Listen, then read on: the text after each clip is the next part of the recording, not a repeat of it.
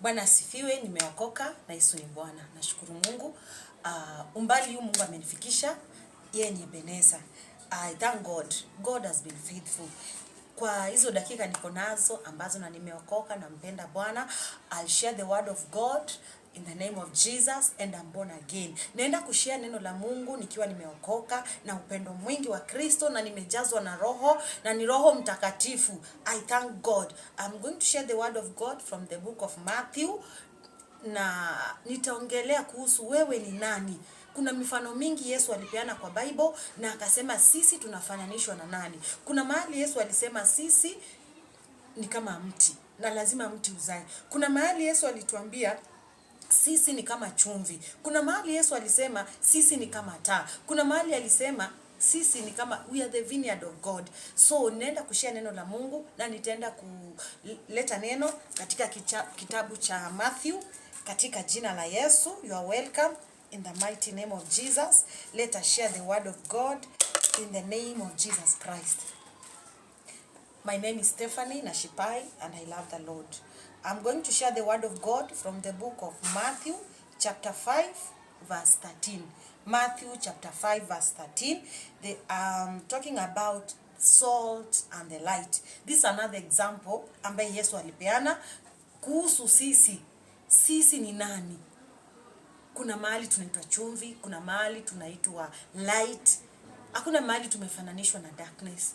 Biblia inasema you are the salt of the earth. Wewe na mimi, we are the salt of the earth. And the salt of the earth, hii dunia, wewe na mimi, if we are the salt of the earth, lazima tukue na that taste, that flavor. Wezi kula chakula hata kama umekipika namna gani. Kama haina chumvi, haina ladha, haiwezi kakulika. Whether you are hungry, uko na njaa na umepata chakula imekarangwa vizuri, imepikika vizuri, but without the salt, this food is tasteless. So lazima chakula iwekwe chumvi. Unaweza kula bila mafuta, you not die. Tumekula, tumeishi, but bila chumvi you struggle to eat this food. That's why as a child of God or a man of God, you must have the taste. That taste that will bring people, itafanya watu watamani yule Mungu umebeba. Your words lazima zikuwe na taste. Na Biblia inasema sisi tumefananishwa na chumvi. So therefore lazima tukue na ladha. Lazima tupendeke. Tumefananishwa na barua ambayo inasomeka na inasomwa na watu wote. Kuna mtu sio lazima umhubirie kuhusu Kristo. Kuna mtu sio lazima umwelezee umeokoka, lakini that flavor in you, that taste inafanya huyu mtu apende Mungu wako. Inafanya huyu mtu asikie, I really need this God. Praise the name of Jesus Christ. We are the salt of the earth. We are the salt. Kama hatuwezi kuwa chumvi, lazima watu wasikie ladha ya Mungu ndani yetu. Lakini sio wakati mtu anasongea kwako, huyu mtu anasikia kufanya kitu kingine ambayo sio mzuri. Hapana, kuna mtu, there is a servant of God. Ukisongea, if you come closer to that man of God or woman of God, you feel like praying. You feel like praying all the time. You feel like praying. Na kuna mwingine ukimsongea unasikia kutukanana, na kuna mwingine ukimsongea unasikia kufanya kitu kingine mbaya, unasikia lust imeingia ndani yako. No, we have to be the salt of the earth whereby tukue na flavor ya kufanya watu wa nje ambao hawajamjua Yesu Kristo, wakati wanasongea karibu na sisi, wanasikia the taste of the word. They feel that taste, this person is different from the other. Because we are the salt of the earth, we must be different. We cannot eat like them. We cannot dress like them. We cannot just speak like them. No. That's why if you are the salt of the earth, you don't insult people. Me, I've learned so much through a servant of God. Anytime nasikia insult, nasikia watu wakimuinsult, wakiongea mabaya, they are servant of God. Wezi sikia wanna respond back. They keep quiet because they know they are the salt. They have that flavor. The more watu wanawapiga mawe, the more they increase spiritually, na the more watu wengi wanasongea kwao. Why? Because they are the salt of the earth. They have that flavor. Anytime they speak, you hear God. Wakati wananena, wakati hata wanaongea, unasikia hakika mbingu imenena. Kuna ile taste ya word, kuna ile taste ya maneno yao. Ukiona kuna watumishi wa Mungu wanafanya open air meeting, different men of God, na unapata kuna wale they really gather a huge crowd, na hata akiongea 2 to 3 hours mtu haisi boeka, because of those words that comes from his mouth ziko na that flavor, ziko na that taste. Yesu amezifanya zimekuwa tamu na kupendeka. Wakati zinaingia kwa masikio ya watu wa Mungu, wanasikia this is worth hearing, this is worth, hii inastahili, hii ni ya maana, naweza kaa chini 5 hours nikisikiliza. Praise the name of Jesus. Kuna watumishi wa Mungu hata ukiweka their TV station, their channel, ukisikia mahubiri usikie unarudia. Why? Because their words have that flavor. They are the salt of the earth. Whatever words come from their mouth, unasikia this is the word of God, this is God himself speaking. The Bible says, but if the salt loses its saltness, how can it be made salty again? Lakini wakati hiyo chumvi inakosa hiyo ladha, inaweza kuaje tena? Inaweza kupendeka aje? Wakati unakosa ladha, haupendwi. Wakati umefanya dhambi, wakati hauendi kulingana na mapenzi ya Mungu, kuna hiyo ladha Mungu anaondoa ndani yako. Unapata you are just there preaching, you are sharing the word of God, but people are not interested because they are not growing. Those words ambazo zilikuwa za Mungu, the Lord has taken away his flavor. Yes, you are preaching the word of God using the Bible, but the taste of those words azipendezi masikio ya watu. They don't want to hear. Wewe hujaiona kuna pastor akihubiri unapata watu wanasema na kuna mwingine he can preach. People are not complaining. In fact, hata akimaliza kuhubiri unapata watu wanasema kwa nini amemaliza haraka? Because his words has that taste of God. It has flavor, bado haijatolewa. Ni nini huwa inafanya Mungu atoe test ya maneno yako kwa masikio ya watu? It's when you sin. Ni wakati unazoea Mungu. Unazoea Mungu kila wakati. Bwana Yesu asifiwe. Wakati umezoea Mungu sana, kuna vile hata anakuondokea. Kwa maana ukizoea Mungu, even that fear of God inakosekana ndani yako. When I fear God, kuna vile siwezi fanya katika nyumba ya Mungu, na vile nitafanya kwa nyumba yangu, the same thing I can do in the house of God. Siwezi enda kwa nyumba ya Mungu nimevaa nguo refu vizuri, but nikiwa huko nje ninavaa vibaya. To an extent unaharibu akili ya watu kwa njia. Unafanya macho ya watu wasikie kujifunika. It's because of the way you are dressing. Bwana Yesu apewe sifa.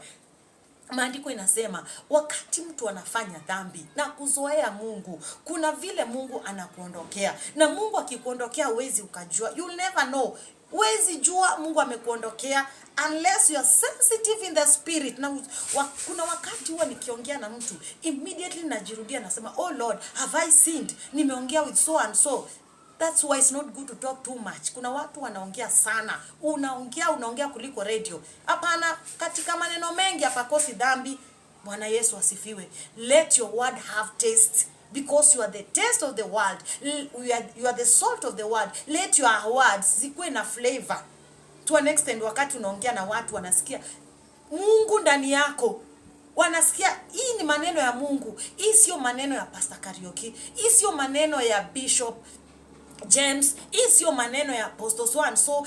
These are the very words of God. Praise the name of Jesus. Na wakati Mungu anafanya maneno yako ikuwe na ladha na ikuwe na taste, learn to give God the glory. You know our God, he's a jealous God. His name is Jehovah Kana. God never shares his glory with any man. God never shares his glory with anybody. So anytime unaona you have gone out, you have shared the word of God, or you have sung God, whichever way we are serving God. When you are cleaning the house of God, you also a servant of God. Wakati unapanga kwa nyumba ya Mungu, you are also a servant of God. Yule kwa praise and worship, you are also a servant of God. Praise the name of Jesus. Make sure you never take the glory of God in whichever way you are serving God. Hata wakati watu watasema, leo umeimba vizuri sana, mpaka nimesikia nimebarikiwa. Learn to say, let the glory return back to God. Because it is not you, it is God himself. Wakati upati Mungu tukufu, hakuna vile umemzoea. Kitu kizuri kikifanyika,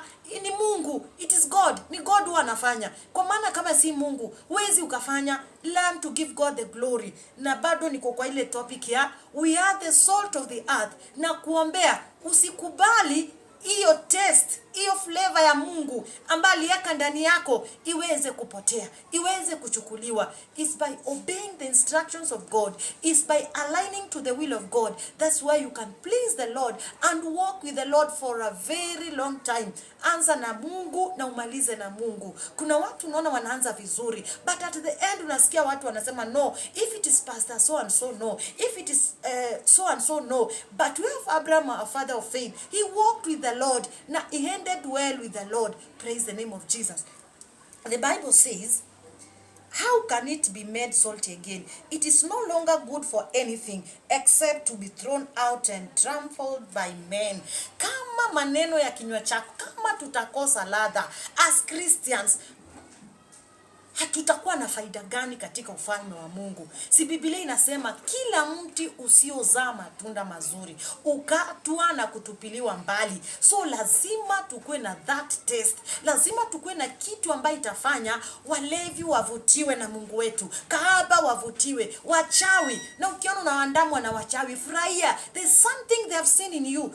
Kama hauna kitu ndani yako, shetani ana shughuli na wewe. Lakini wakati unaona vita imekuwa, the spiritual warfare imekuwa more intense, thank God, because the enemy has seen something in you ambaye wewe mwenyewe huwezi ona. Praise the name of Jesus. Biblia inasema, the word of God says that kama hii chumvi haitakuwa na ladha, haina maana tena. Kama hautakuwa na ladha, kama hautatembea kwa wili ya Mungu, kama huwezi fanya mambo yale anafanya, Mungu apokee utukufu, hauna maana tena. Majina makubwa isaidii. Let me tell you, big names, they will not help you. It's your relationship with God. We have seen servant of God, God's general who worked with God, hata walijiita majina yao, but you could see the move of God. You could see wherever they go, you could feel the presence of God. Praise the name of Jesus. Forget about the big names. Hata ukijiita majina 5 na tusikii kitu na una ile ladha ya kuvutia watu, all is nothing.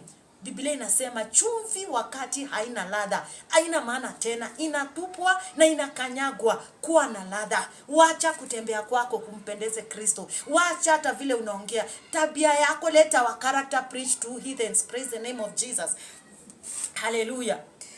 Biblia inasema ya kwamba there was another lady, servant of God, alienda kuhubiri, na alipoenda kuhubiri to our brothers the Muslims, wakamwambia, we love the way you are preaching, even your dressing code is good, but you Christian women, the way you dress inafanya mtu asipende Mungu. Kwa maana vile unavaa mavazi ya kufanya mtu asikie, ai, huyu hata akitoka kwa nyumba kweli aliona avae tu hivi. Do you know kuna mtu ataokoka kupitia mavazi yako? Do you know kuna mtu ataokoka kupitia just your language, vile unaongea, your conversation, vile anaona your character, itafanya mtu aseme surely kama wokovu ni so and so, then I would like to have that kind of God. This is the kind of God I want. Praise the name of Jesus. Na unajua ukiwa na Yesu afichikangi, Yesu afichiki, anajiweka peupe. Ukiwa na Yesu ndani yako, Yesu hajifichi. Yesu wetu ni wa nuru. Sisi hatujapokea Yesu wa giza, ati tunafanya mambo kwa giza. Yesu wetu anakuanga Yesu wa nuru. That's why we are children of the light. Biblia inasema ya kwamba, the Bible says, verse 14, I'm reading Matthew chapter 5. And my version of the Bible is New International Version.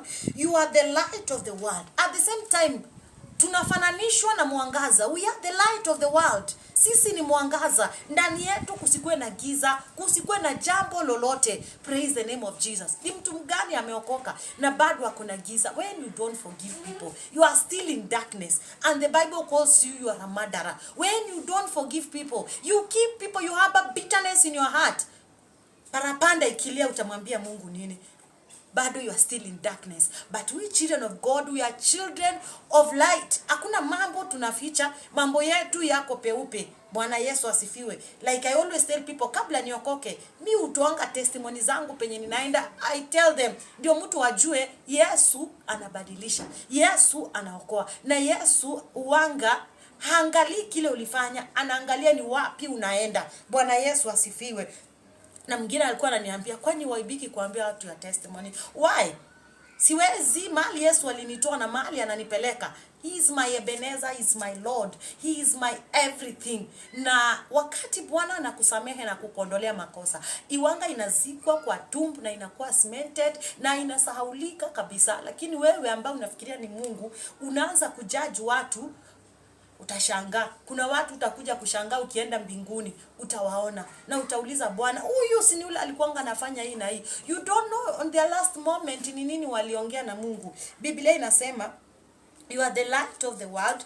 A city on a hill cannot be hidden. A light cannot be hidden. Mahali kuna giza, wakati taa inawaka tu pap, lazima kila kitu kiwekwe peupe. Kama kulikuwa na mende zimejificha, unaona the cockroaches is running away. Unaona the rats running away, the flies, everything run away. Why? Kwa sababu kumeingia na mwangaza. We are the light of the world. Sisi wanga hatujifichi. Ndio unasikia ukiokoka, si atusalimia nangi ati ni aje mambo. We say praise the Lord Jesus Christ, because we are the children of God. We have been born again. We have been washed away by one blood.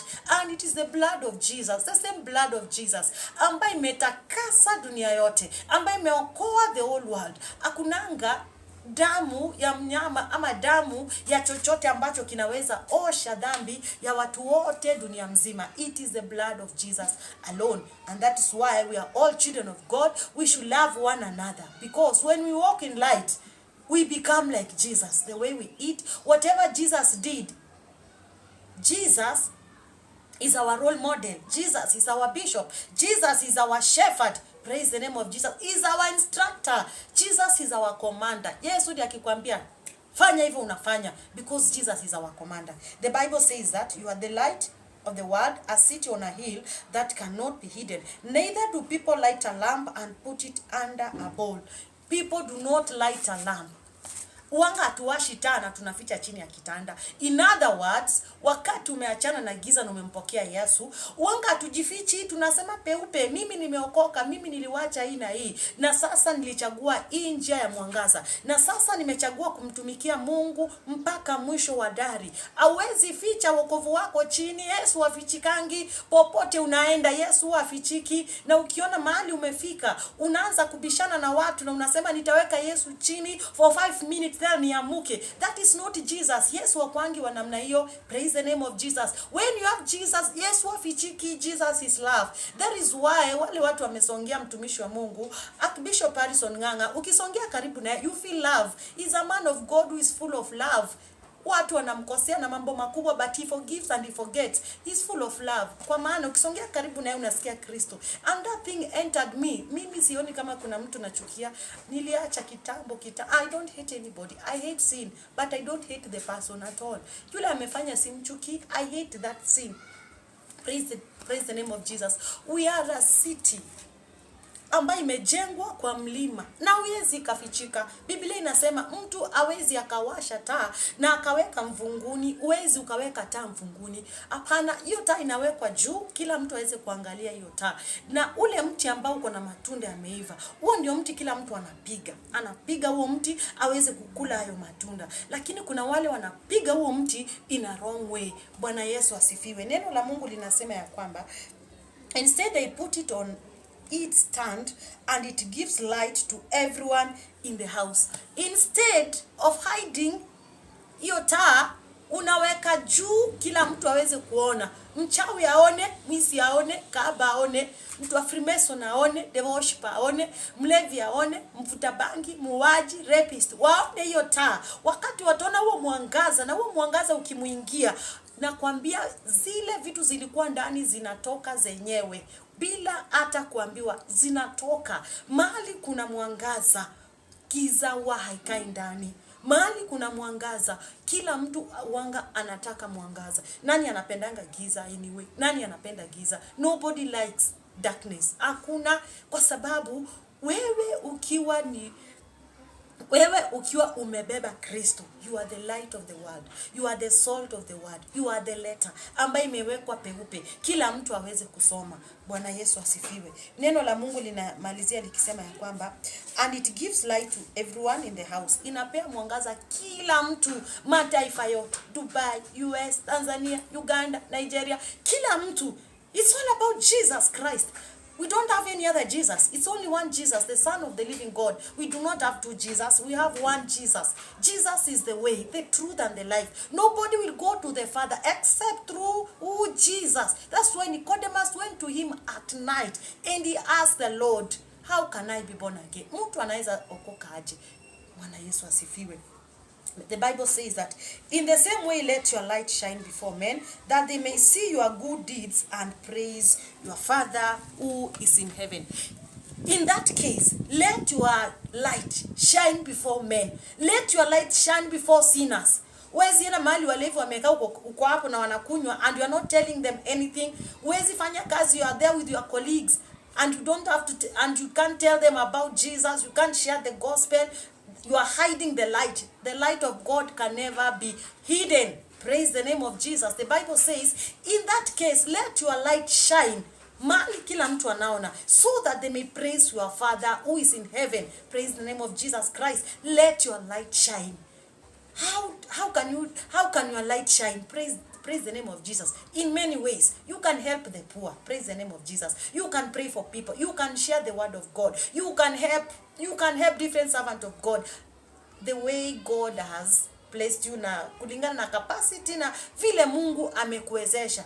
Kile ninafanya uwezi ukafanya. Kile we unafanya mwingine hizi akafanya. Na kile we mwingine anafanya sisi wote hatutoshani. Katika nyumba ya Mungu kuna vyombo tofauti. Bwana Yesu apewe sifa. Na vyote ni vya muhimu kwa nyumba. Kwa maana hakuna vile mkono utaniambia sikutaki. Mkono utaambia mguu sikutaki. Na mguu utaambia sikio sikutaki. Every part of my body is very important to me. I need the ear, I need the eye, I need the mouth, I need the hands. Nahitaji kila kitu kwa huu mwili niweze kuwa complete. The same way with our Father. Everything, every service in the house of God is very important. Let your light shine in darkness. Your conversation. When you are alone, what are you thinking? When you are sleeping, what are you thinking? When you are taking shower, what are you thinking? Sometimes I even forget, nimeenda kuoga. Na nastukia nimeanza kuomba, nimeanza kuabudu Mungu kwa shower. Ninasahau nilienda kuoga. Sometimes naweza kuwa naosha vyombo, ninastukia nimesahau kuosha vyombo. I'm just blasting there in tongues. I'm just praising God. I'm just worshiping the Lord. Why? I don't worship the Lord on Sunday alone. I don't worship God in public alone. Kwanza, it is very good to build capacity in private. Build capacity in private. Siwezi malizia kusema, siwezi kosa kusema hiyo. Me, I love prayer. I love prayer so much. Prayer is my destiny. Prayer is my life. Prayer is everything. I really love prayer so much. Na mimi mtu ambangi haizi kuwa rafiki yangu kwa sababu sioni, as the word of God says in Amos 3:3, two cannot work together unless they agree. Unless. But I can't agree with someone ambaye hatuendi katika njia moja. Bwana asifiwe. Mimi nimemaliza neno na Baba wa mbinguni akubariki katika jina la Yesu. Na kama uko hapo na hujaokoka, ninakupea nafasi nzuri ya kuokoka. Hata ukiwa hapo online unaniangalia, bado Yesu anaweza kukuokoa. Our God is a spirit, and they that worship the Lord, they must worship the Lord in spirit and in truth. Not tafadhali, it is a must to worship the Lord in spirit and in truth. So hata online Yesu yuko Dubai, wapi ni Yesu ni mmoja tu. Naomba kwa jina la Yesu karudie nyuma yangu, sema Bwana Yesu, naja mbele zako, mimi ni mwenye dhambi, naomba unisamehe, naomba unitakase kwa damu yako Yesu, na uniweke huru. Siku ya leo ninatubu dhambi zangu zote na nakupokea Bwana, uwe Bwana na Mwokozi wa maisha yangu. Naomba majina yangu yaandikwe kwenye kitabu cha uzima. Katika jina la Yesu nimeokoka na kuamini. Amen. Mungu akubariki katika jina la Yesu. Unajua hata nikiongea neno la Mungu kuanzia asubuhi mpaka jioni, target inakuanga moja, ni mtu aokoke. Hakunanga kitu kingine. Wale wamezoea mnanionanga kwa gari, wanga ninaangalia distance. Ninahubiri kwa gari, huwa naangalia distance. Nikiona karibu tufike, lazima nipatiane nafasi ya kuokoka. Hiyo ndio maana tunaona watumishi wa Mungu wako everywhere, kwa Facebook, wapi, kwa street, kila mahali. Kitu ya muhimu, hata akihubiri 20 hours. Kitu ya maana ni umesikia neno, umeokoka. Yesu akirudi leo utaenda wapi? Parapanda italia. Jina lako limeandikwa kwenye kitabu cha uzima. Parapanda itakapolia, utamwambia nini? Tumesikia neno, tumesikia maneno, tumesikia mengi, lakini ya muhimu, is your name written in the book of life? The Bible says in the book of Revelation 20:15, na wale ambao majina yao yalipatikana hayako kwenye kitabu cha uzima, they were cast into the lake of fire. The same Revelation 20:10, the Bible says, and the devil who deceived many, alitupwa kwenye ziwa la moto. The same devil is telling you that Jesus is not the Son of God. The same devil who is discouraging you. The same devil who is using you to criticize men and women of God. The same devil who is using you to hate the leaders ambao wako kwa mamlaka. Bwana Yesu asifiwe. Utakuja kushangaa. By the way, when you're in the house of God, learn to respect the authority. Respect the authority, respect the leaders, hata kama anakaa vile haupendi, as long as amepewa hiyo mamlaka, hata mbingu inamjua yeye ndiye kwa mamlaka. Respect the authority katika jina la Yesu. Me, I don't argue with them. Hata nikiambiwa kaa uko nyuma, I'll sit there. Kwa maana wakati hautii ni Mungu mwenyewe hautii. Bwana Yesu asifiwe. Respect the authority. Respect wale leaders wako Mungu ametupatia kwa kanisa, kwa nyumba, kwa nchi, anywhere, ndio uweze kumpendeza Mungu. Na Bwana awabariki katika jina la Yesu, na asante kwa kunisikiliza.